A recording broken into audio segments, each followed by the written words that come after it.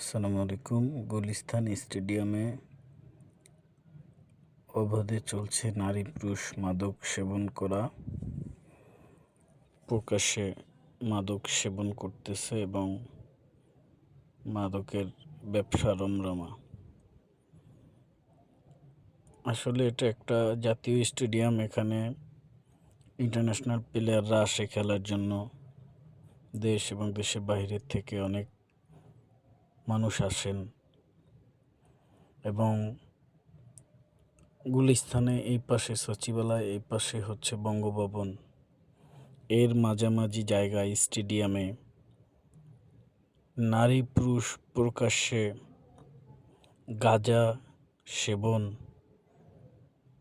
মাদক সেবন করা এবং মাদকের রমরমা ব্যবসা, এটা আসলে দেখার প্রশাসনের দৃষ্টি যাতে